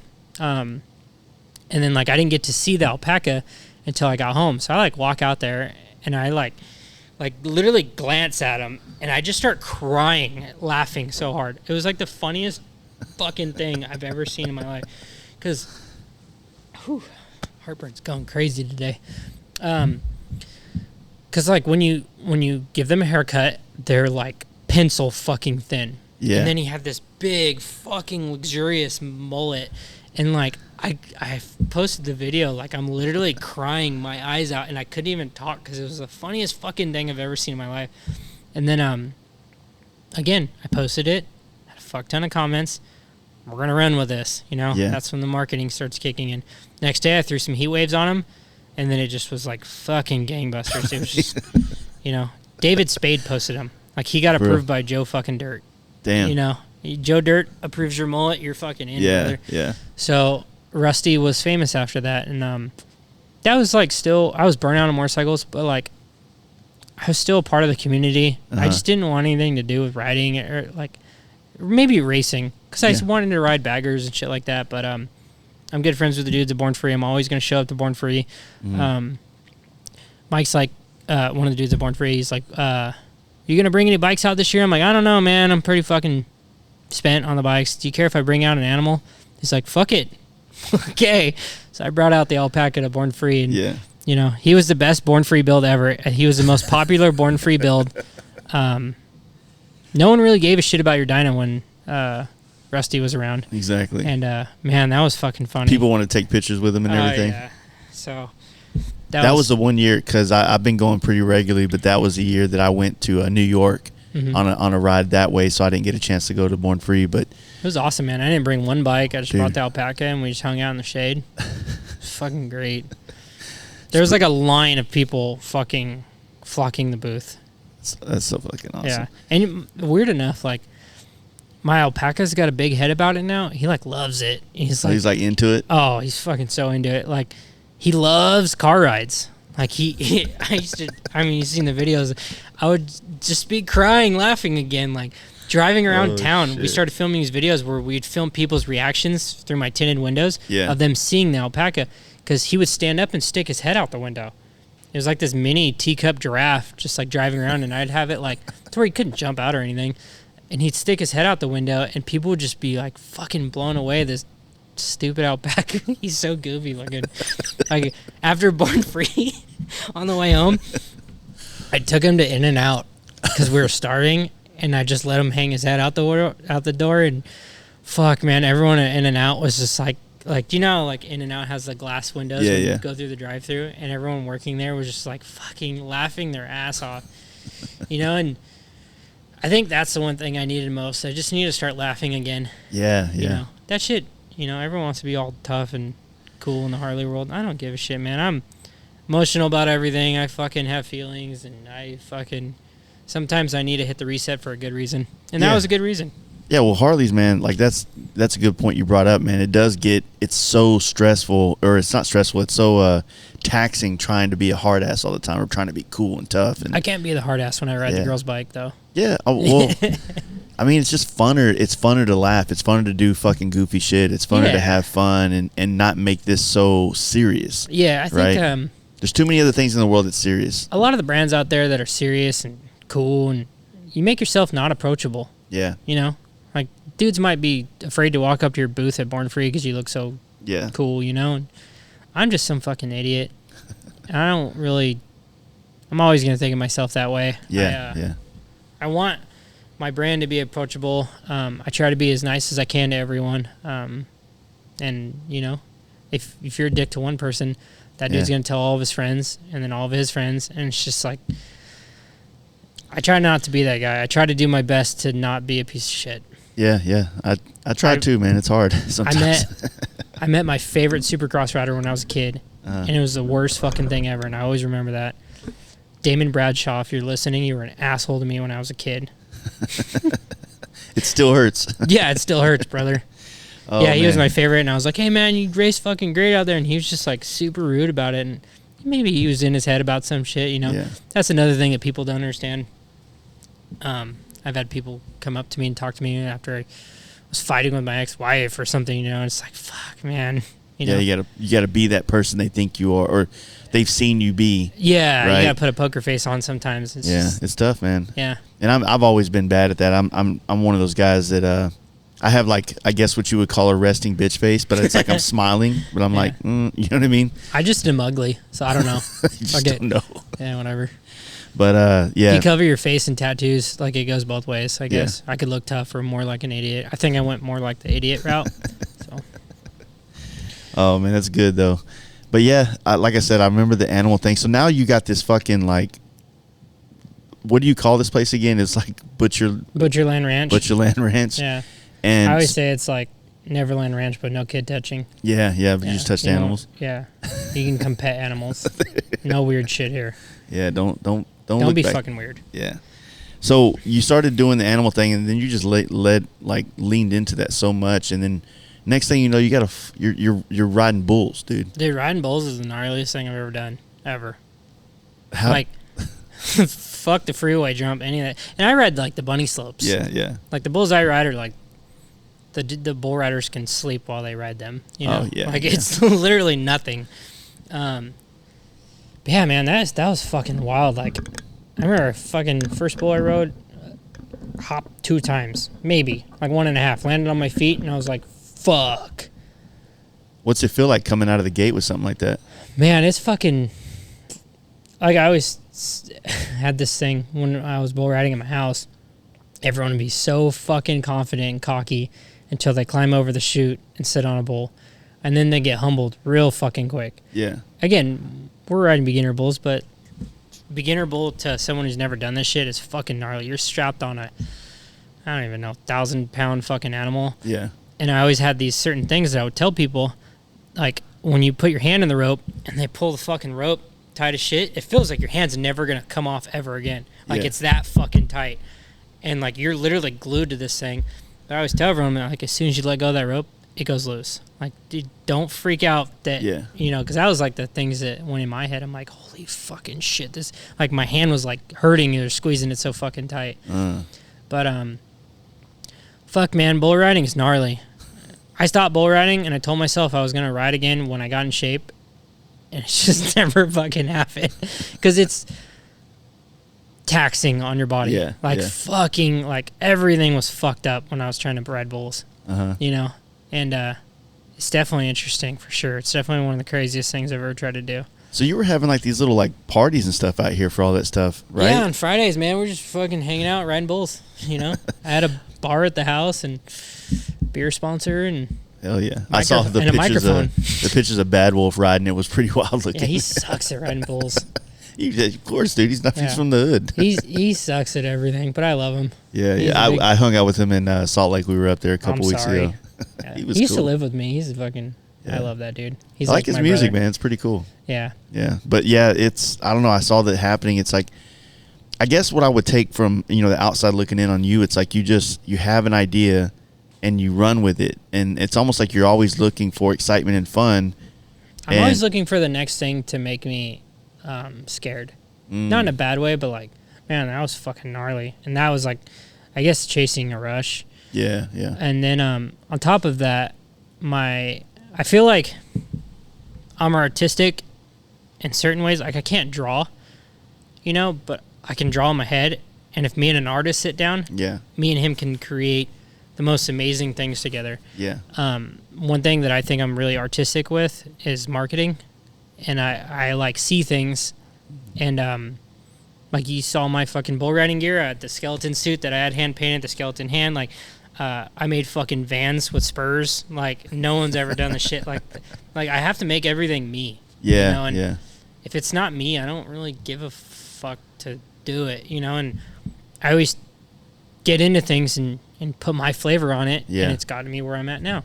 Yeah, you can see that. I mean, you like you said, like when you just described the outfit that you made that thing your thing, and it made it to where everybody that doesn't know shit about bull riding or shit about these things, you gave them a free pass into that world. Oh yeah, and like dudes started doing that shit. Like I did hooligan bull riding. That's like literally what I was pushing. Just a bunch of idiots. Like we're not out there to go be a pro bull rider at PBR. We're just out here to have a fucking good time. Yeah. I want to try fucking things that freak me the fuck out. Yeah. You know? Like fucking riding horses. That was something I learned. And quite honestly, horses are the scariest fucking thing I've ever done, too. For real? Oh, yeah. I got bucked off my horse. I was way gnarlier than riding a bull. Damn. Maybe I'm just a sissy, but fuck, man, horses are tall. Yeah, it's like when you're up there, you feel like you're on top of a semi. Dude, right? I got bucked off that fucker, and she just sent me for a ride. Damn. Yeah, that was good. So do you have horses here, or you just kind of have the farm animal stuff? I ended up literally giving one of my horses away to a friend of mine, and then the other one's at the same facility. But horses need a lot of attention, like emotionally. Like you're attached to them; they're like a kid. Yeah. And they need a job for one. They need to be ridden, and just where I'm at right now in life, I didn't have the attention to give to my horses, so I wanted them to go to somewhere that actually would give them that attention. Makes sense. If you and think about they get ridden every fucking day now. They're living their best life. Yeah, if you think about how it was for, air quotes, cowboys back in the day, it's like they lived on their horse. So it's like they need jobs. Horses are animals that need jobs. That's a good point. My cows, I still got some cows. I had one of our alpacas, Rusty's brother, pass away, which is my first animal I've lost. So do they have what's their lifespan like? Is it something gnarly? Or is it I hate Googling shit like that. I don't really know any lifespan in any of my animals because I don't want to know. Yeah, I hear you. But he got into, the vet says he got into oleander So it's like a bush that just is toxic to livestock, you know. And I don't know exactly, but it was pretty shitty.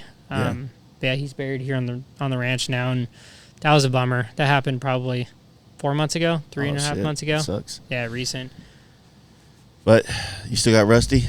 Yep, Rusty's still chilling. You ever thought about bringing him back to Born Free for maybe a new haircut, maybe come back out with something heavy? I don't know. I just don't want anyone to get fucking weird at Born Free with him. Oh, yeah. Towards the end of Born Free, people were getting a little drunk, and we left. Yeah. Yeah, so. They want to see how wild they can get with the alpaca. What's this, dude? They're just, like, too drunk trying to take photos. I'm like, dude, I think you guys are annoying my alpaca now. So I just, he did it. Yeah. That's good. If you missed out on it, you missed out. Yeah. So, I mean, this year you got, you're pushing into the bagger racing. That's what you've already talked about, how taxing that's going to be just financially until you can kind of pull some sponsors together. It's a hard one to pull sponsors in even on a privateer right program, now. that's a big fucking undertaking. Yeah. It's a very expensive bike to fuck around with. Mm-hmm. And, like, man, you need a spare motor on deck. I had to get a fucking hauler. I got 10,000 miles to drive this year. You know? It's like fucking, I got to haul the bike around.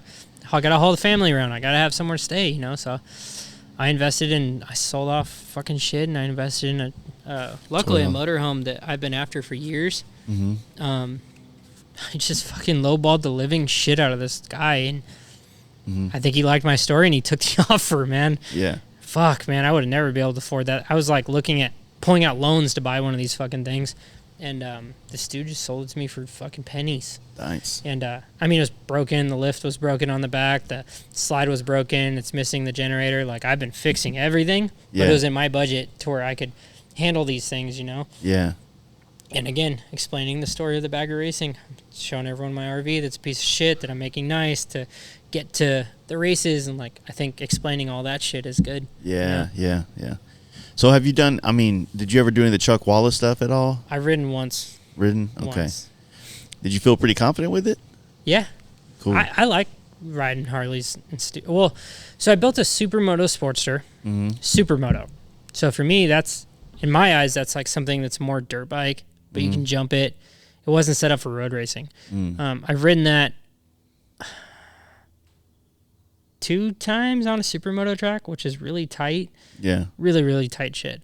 I rode it more of like a flat tracker style. I was like fucking downshifting in corners, like sliding in. Yeah. And then I went to Chuck Walla on the Sportster, and I brought my bagger.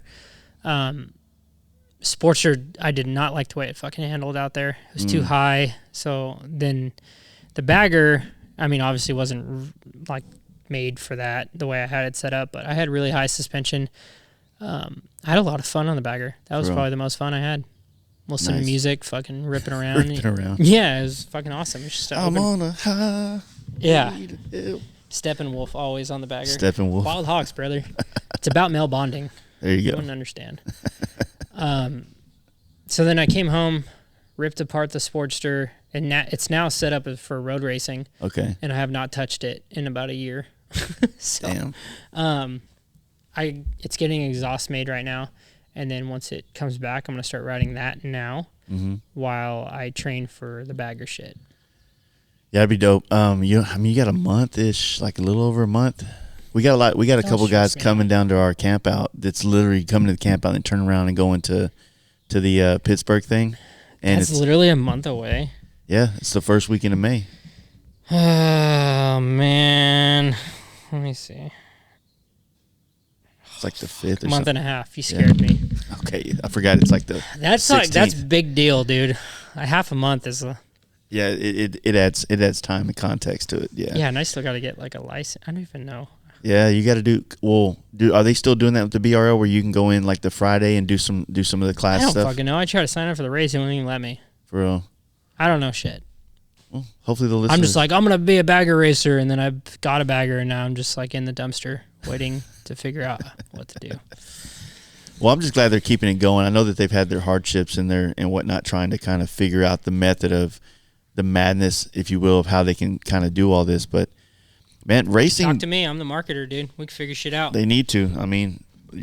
It's just a weird thing, man. It's weird how social media, it seems like the bigger the companies, the less in touch with what social media and how you connect with people. Like they just don't get it, you know. And it just depends, man. Like I've done some wild shit with Harley, like some cool fucking amazing shit. Like I jumped over a Green Day on a roof in LA. Yeah, they called me to do that. You know, I debuted bikes where they let me do a fucking party and like. Yeah, I want to ask you about that. Like when the Softails came out, you know, like, you know, it's a viral video of you and some other people, and you know, the boxes coming off. And what was the vibe?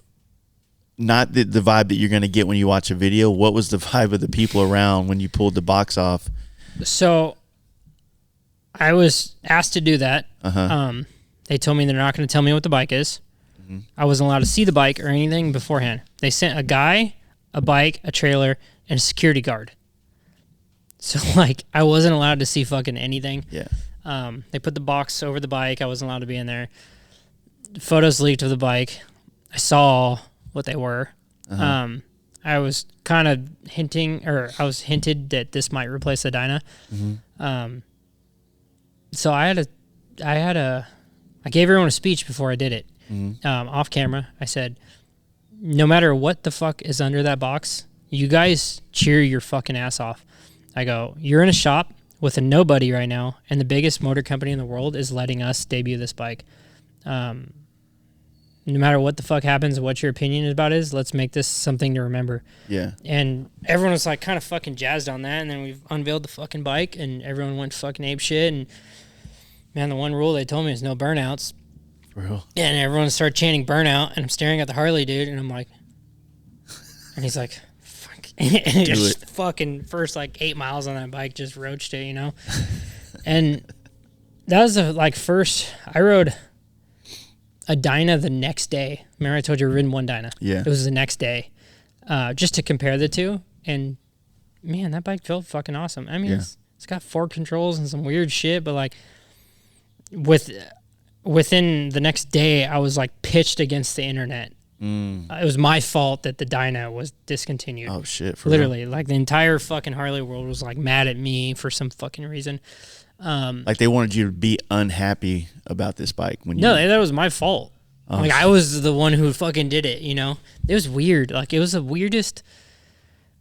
Like dealing with grown ass dudes' emotions like that. Like they're legit pissed and like. I was getting fucking threats, like, just like weird fucking drama over a motorcycle that they weren't going to buy anyways. So I'm not very good in these situations. I just like start pushing back. I was like photoshopping memorials, like candlelit visual photos of dudes sad about Dynas getting discontinued. I fucking I was just like every day I was against the internet. It's like, oh, I bet it won't even fucking wheelie. So the next day I'd post photos of me doing a wheelie on it. It was like, oh, the wheelie wasn't good enough. The next day I'd do fucking even better wheelie. Oh, well, it's fucking ugly. The next day I literally like I kept calling it the California kit. And it was like me against the fucking world for weeks, you know? And I don't know, maybe that's why they gave it to me, because they knew I was going to, push back. Yeah, I was going to push back. And it was a great platform. Yeah. Again, for sure. Not for me. It's a middle ground bike. But it felt great to me, you know. People wanted my opinion and gave it to them. And the funny part is like everyone who hated on me for it now fucking rides a Lowrider ST and all this shit. And it's like, Harley world, just be open to change a little bit. Dude. Like, don't be so fucking stubborn. Yeah, I mean, trust me. When the ST photos came out, everybody hated it. They thought it was the stupidest thing in the world. Now it's probably one of the most sought after bikes that Harley has. And same thing with the new stuff. They're like, oh, I fucking hate it. It's like, dude, it's going to be okay. It's going to be dope. You know? I try not to have an opinion about new Harleys until I touch one. Yeah. So I've never touched a Pan America. Never touched a new Sportster. And I just have no opinion about it until I do, you know?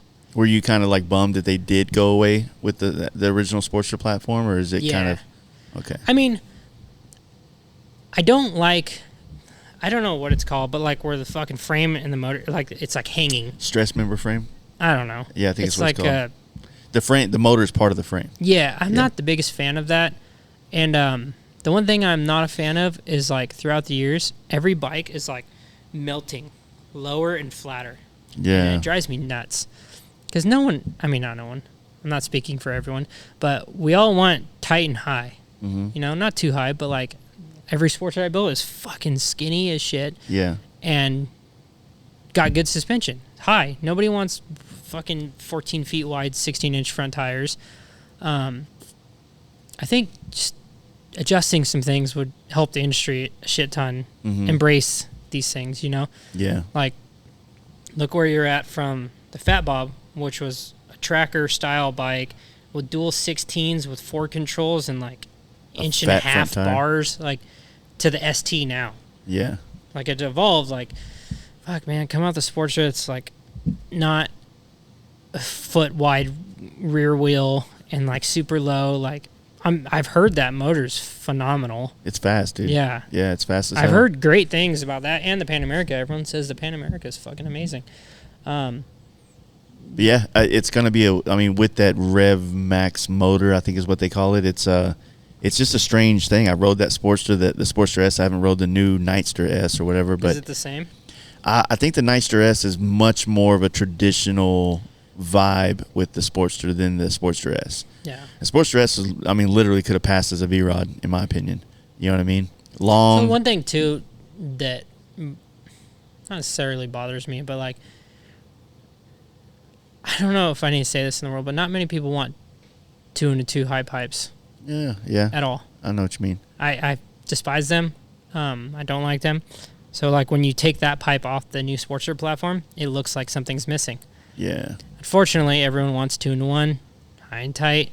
So if you take that off of that bike, it literally looks like a blank, like something's missing. Like I think the rear tail section is like molded or like to it, you know? And it's like, I don't think they should design into that, you know? Because the first thing, as much as Harley probably doesn't want, everyone peels off all the parts and puts on their own flavor to it. Yeah. You know, that's what makes the Harley industry is the customization and the aftermarket. I think they should embrace that.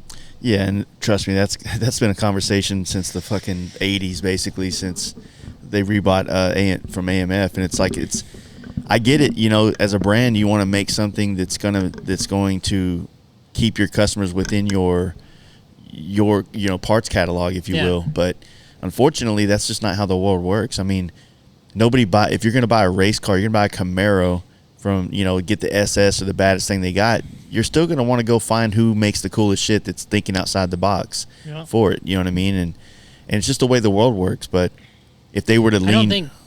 I don't think they should think that people want cookie cutter bikes that you could just go order out of a catalog. Yeah, for sure. I think that people need to personalize things. Like myself, like Harley liked me because I was this personal character. Yeah. And everything I have is a version of myself, you know? And I think embracing that is good, you know? These companies in the aftermarket, we're here to uplift them. Yeah, and that's what's weird about them is that they push so much against, like, not having aftermarkets, but then they'll have, like, all the born-free builders for Harley is, a HPI exhaust or a so-and-so, you know what I mean? Yeah. So it's like, it's a weird kind of confusing relationship that they have with the aftermarket and the industry or the scene, if you will. Yeah. That it's kind of hard to put your thumb on because you don't understand. Like, I thought you didn't want anything on it, but now you're using these builders to kind of show the world how your bikes could look with some personalization done to them.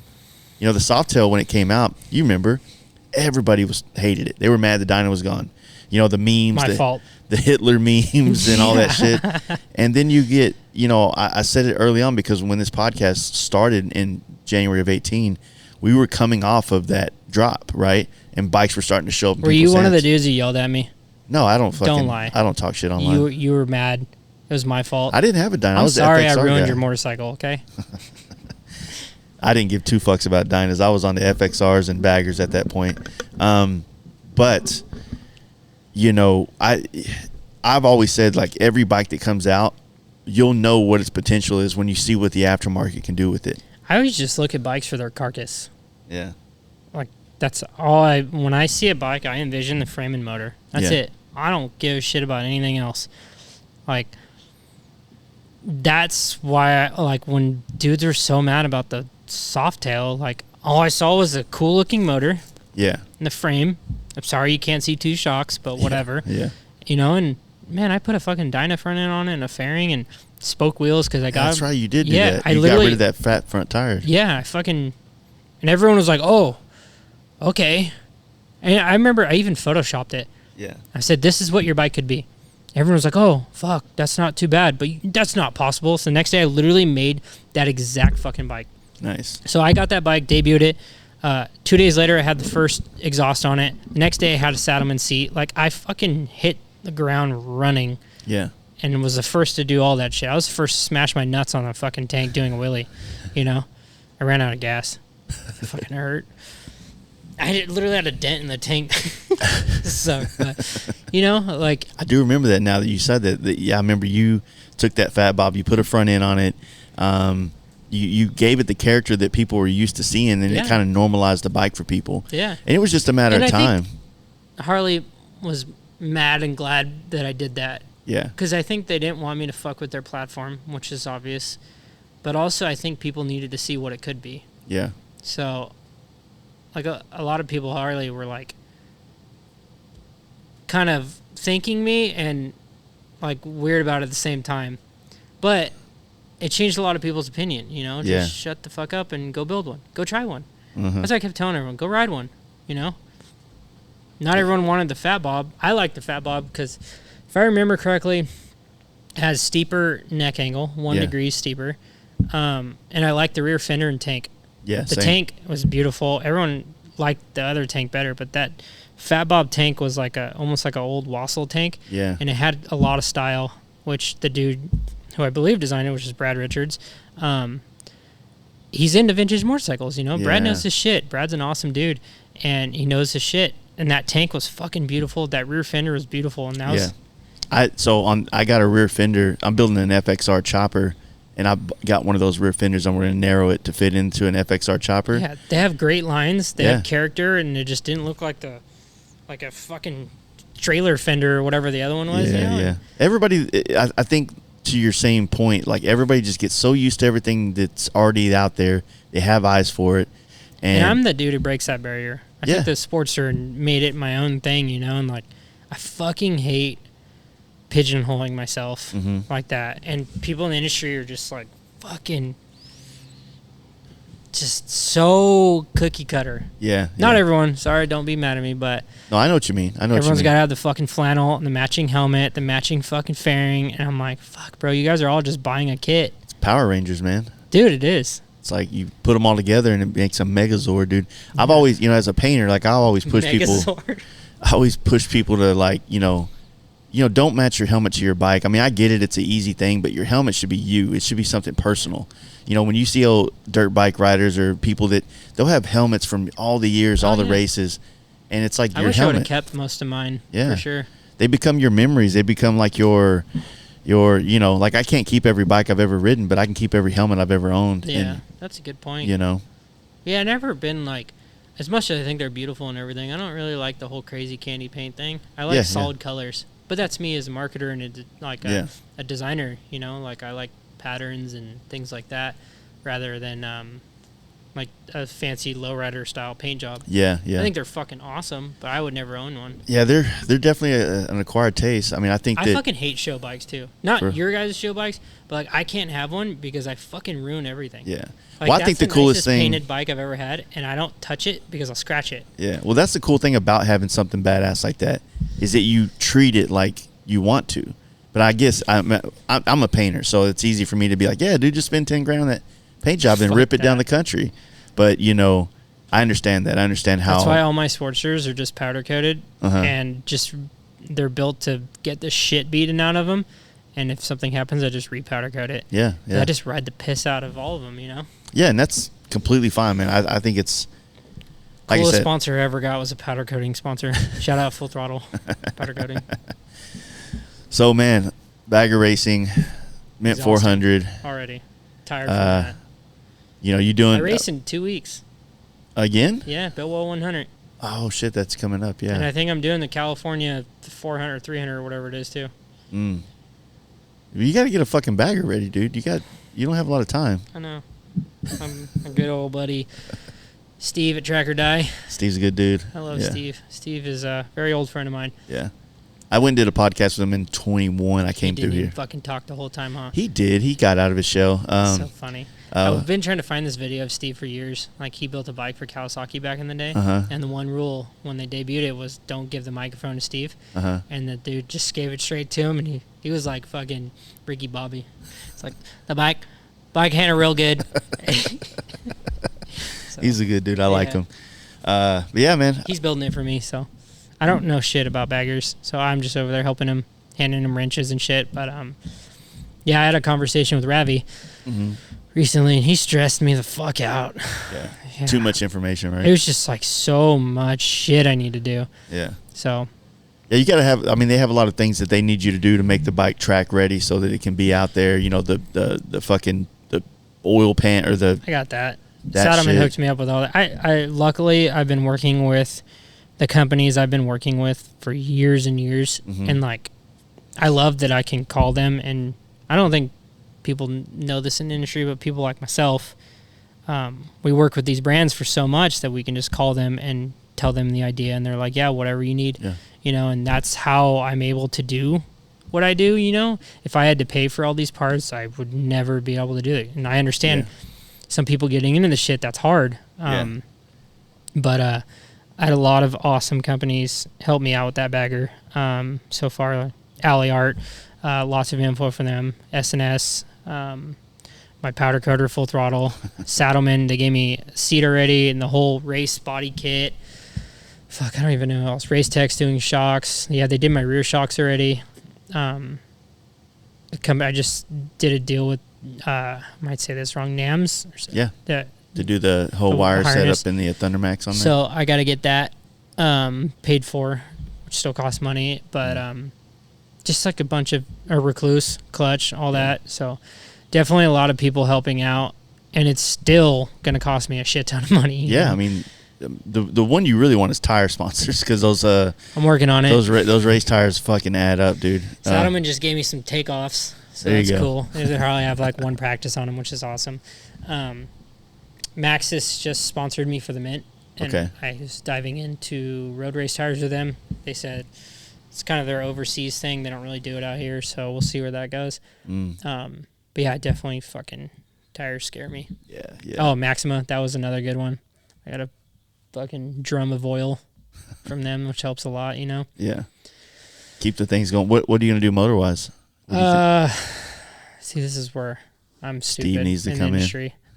So 120 something. Probably 128. Yeah. What did it start as? 117 or 114? 14? Yeah. It's probably a 128. If I remember, it's a 17. Okay. Salvage title. But yeah, man, fuck. I don't even know. That's a Steve question. Yeah. I just go, I need what's legal for the class, and then fucking send it. Yeah. I'm not the smartest with motors. Oh, that's fine. Yeah. I know how to work on one bike and one bike only. That's the Sportster. Yeah. That's it. Well, why did you want? So you didn't have any inclination to want to ride any of the Sportsters in their Hooligan or whatever they call it class? Because didn't they have a class for all those bikes? I don't know, man. I like the bagger racing. I think it's cool. Yeah. I don't think the Sportster racing is as cool. Yeah.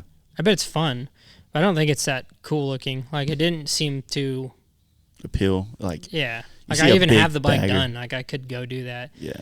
And like, even so, like the Super Hooligan series, that's just fucking pro racing. That is too far gone.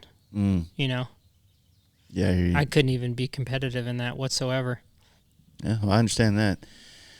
Well, shit, dude. I appreciate this, man. Yeah, fuck yeah. This was fun. I was scared you weren't going to answer my message when I reached out to you. I fucking suck at DMs sometimes. Most of the time, I just don't want to be on Instagram anymore. I'm right there with you, dude. For me, like, trying to get these podcasts and like definitely punching up with brands like yours. You know, when I don't have an agent that can call your agent to set up a meeting with us, right? So I have to send just so everyone knows, I'm the only employee here. Exactly. I do everything. I don't do it like it's just me. So. Yeah. So that's what I'm saying. Like, I reached out and you know, you answered. I was like, fuck yeah. I was really hoping. People have been wanting to hear you on the podcast for years, right? But I just didn't.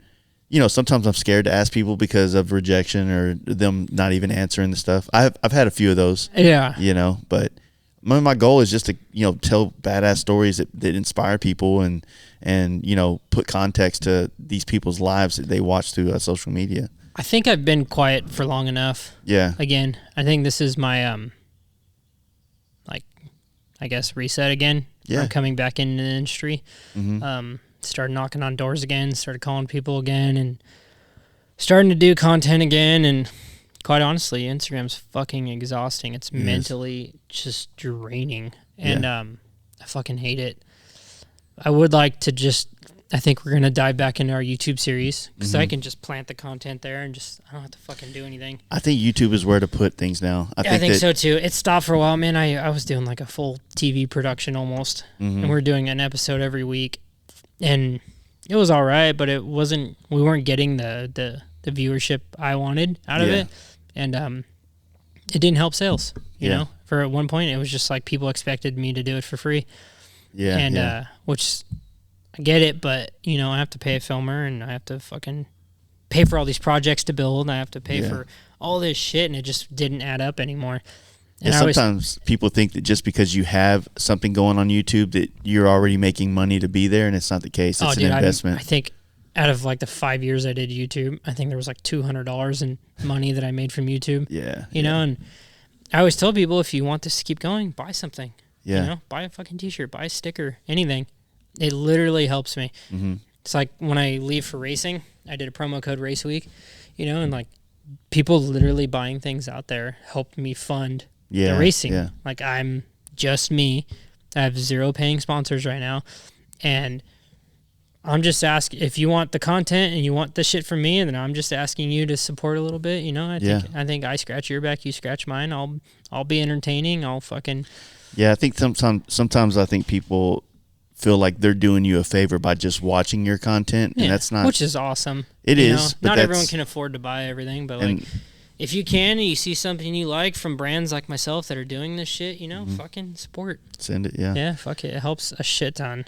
Well, where they go buy some shirts and some hats and some keychains and belts. Oh, man. So you guys can't see it, but we're in my shop right now. I build all the leather goods here, build all the bikes here now. Everything is literally in this warehouse at my house. RustyButcher.com. That's where you buy everything. We're in some select Harley dealerships too. You can go get it locally. If we're not, bug them. Tell them to hit us up. Carry it. Tell them to carry it. But we make everything here. I make all the fucking belts. I make all the wallets, keychains, One man show here right now. Well, at least they know that whenever they buy something from you, your hands touched it. Unfortunately, it might be stinky or it might smell like exhaust, but, we're here. Yeah, that blood is for you, buddy. I've definitely fucking wrecked myself before. I was like doing a sample wallet or something, split open my finger like a month ago. Yeah. Fuck yeah. All right, man. Awesome. Thank you, sir. Appreciate it. No worries, man. All right. I really hope you guys enjoyed this episode with Mark, and I want to thank him for his time and sitting down and chopping it up with us. And if you enjoy these podcasts, please check out our sponsors down below. There is a great opportunity for you to get stuff for you and your motorcycle, save you some coin, and support the podcast while you're doing so.